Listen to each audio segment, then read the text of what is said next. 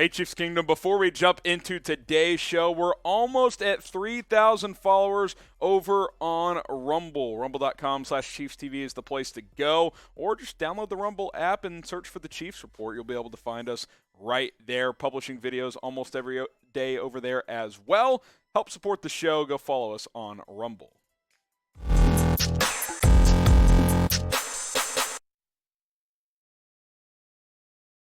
Well, welcome into the Chiefs Report. I am your host, Harrison Graham. Appreciate everybody for clicking on today's show. And yeah, you see the note below, USFL free agent targets. Not sure how much you guys have been watching the USFL, but the season's about to wrap up. I think they have a championship game, which means on July 3rd, this Sunday, all USFL players are then eligible to sign with NFL teams, and I do expect some guys to get signed because, A, NFL teams have 90-man rosters through preseason, and B, look, we saw with the XFL and the AAF, there was a handful of guys in each of those leagues that made it to the NFL, and those leagues didn't even last a full season, whereas the USFL has actually made it all the way through. So let's see if the Chiefs could have some interest in a player or two. We'll break down a few of those guys coming up in just a moment. I do want to know, I am curious, have you guys watched any of the USFL? And I would say,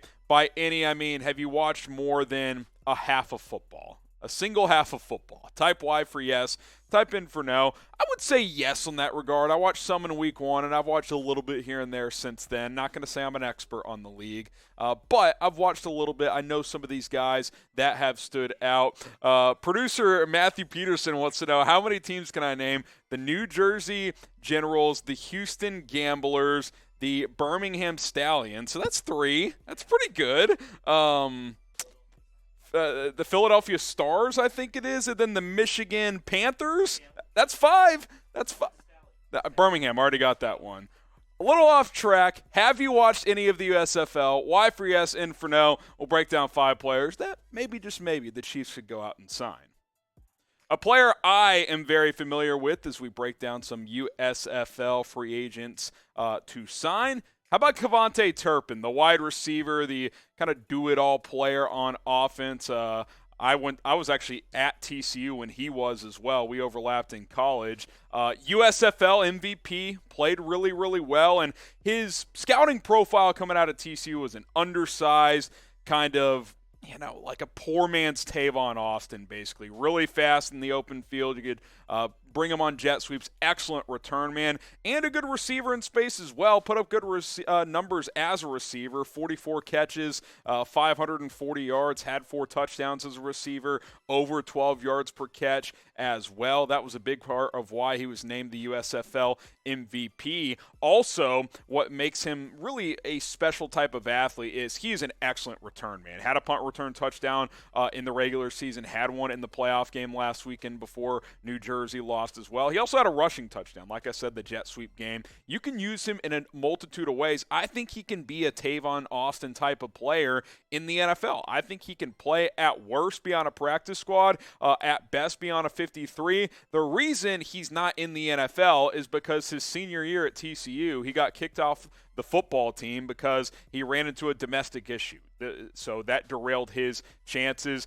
He ran a 4.31 at his unofficial pro day coming out of college, so he can absolutely burn. He's still pretty young. I think he's 25, maybe 26. If he's willing, if someone's willing to give him a second chance, he hasn't been in any legal trouble the past 3 or 4 years to my knowledge, I think he could have a chance to stick on a roster in the NFL. I also think Victor Bolden could as well, similar to Turpin in the sense that he's an undersized receiver. Not quite the type of player Turpin is in terms of just kind of a gadget guy that does a little bit of everything. He's probably more of a pure receiver, but he can also return kicks, led the league in kick return yardage, whereas Turpin's more of a punt returner. Victor Bolden Jr. is a guy that About 5'8", him and Turpin both undersized. Turpin at 5'7", so you're not going to line them up on the outside and throw jump balls to them, but they can make plays in open space. Bolden had, I think he had about 500-something yards in the league receiving as well. Like I said, he led 415 yards, thank you, Petey, with 1 touchdown. Also led the league in kick return yardage, like I said. You look at this wide receiver depth chart when you think about these two receivers. These are kind of the type of receivers the Chiefs have liked in the past. Now they've gone to more size with Juju and Marquez Valdes-Scantling, but you still have McCole Hardman, who's obviously a smaller player, Sky Moore, who's a little bit smaller as well. Obviously a crowded wide receiver room, but if these are two guys that can contribute on special teams, you lost Byron Pringle, who was your primary kick returner a year ago. If Turpin or Bolden could give you some of that, then you never know. You just never know. You bring someone into training camp, maybe they can turn some heads before the regular season gets here. Do you trust the Chiefs wide receiver core? Obviously without Tyreek Hill. Type T for trust, type D for don't. I feel good about it. I think the depth of it is good. I don't know if you have a true number one, but when you have a Travis Kelce, I think you're going to be in a good spot. So I'll type my T for trust, but I think you can always add more talent. Let's go to the defensive side of the ball. Chris Odom, who has spent some time in the NFL, had a couple of sacks a few years ago with Washington. He has just wrecked this league, the USFL. 12.5 sacks this season, led the league easily out in the USFL. He has some NFL experience, like I mentioned, and while I wouldn't expect him to come onto an NFL roster and have 8 sacks or something like that, the edge position is still pretty thin, if we're being honest. Frank Clark, George Karlaftis, Joshua Kando, Michael Dana. After that, I think you could argue that Chris Odom could compete for reps after that. Seriously, it is that thin after your front four. And by the way, Kando's unproven. He didn't do much at all as a rookie last year. Odom a couple of sacks in the NFL, so when he's played, he's done a little bit of something. I think he's played in something like 13, 14 NFL games over a couple of stints in the National Football League. Still young enough. This is a guy I would be interested in bringing in because he produced really well at the USFL, and it's at a position of need coming off the edge. If you love the Chiefs, subscribe to the channel. Hit that subscribe button as we continue to plug out several videos per week here on this show. YouTube.com/ChiefsTV. That is the link to share with all your buddies. Let's continue to grow here on the Chiefs Report.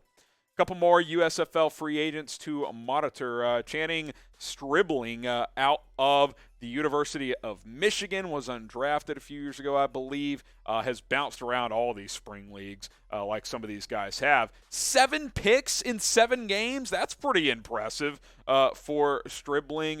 16 tackles, 11 pass breakups as well. I mean, for the USFL, this guy was a ball hawk. He was all over the place making plays on the football. UDFA in 2017, like I mentioned, out of Michigan. So, he's about 27 years old. I like his size, 6'2". He's got prototypical size that you like at the corner position. I'm surprised he hasn't stuck in the NFL. He's bounced on some practice squads and certainly has had some opportunities. But after having 7 picks in the USFL this year, maybe he gets a chance to compete at a training camp. Name a player the Chiefs should sign in free agency. If there's a specific USFL player, you can shout him out, but you can shout out a standard free agent as well, like a Justin Houston, a Julio Jones, someone like that. Let me know who you want to see the Chiefs go out and sign in NFL free agency.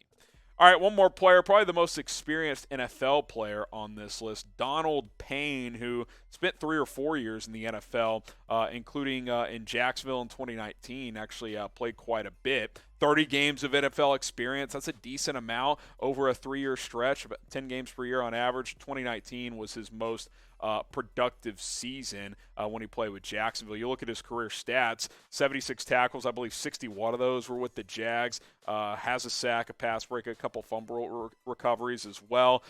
He was mostly a special teams guy. Obviously, Nick Bolton, Willie Gay Jr. Going to be, I think, one of the best 1-2 punches at linebacker in the NFL, but you need some depth. You drafted Leo Chenal, who should be a good player for you, but a guy like this could come in here and contribute on special teams, battle for a roster spot perhaps. He was in the NFL just a couple of years ago. It's not like he hasn't played in the National Football League. So if you're looking for a depth piece, you lost Dorian O'Daniel, who was one of your better special teams players at linebacker.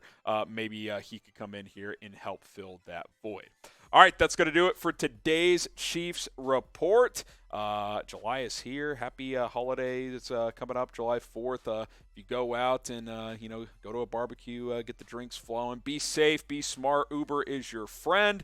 I'm Harrison Graham. We'll have more videos to come here on the Chiefs Report.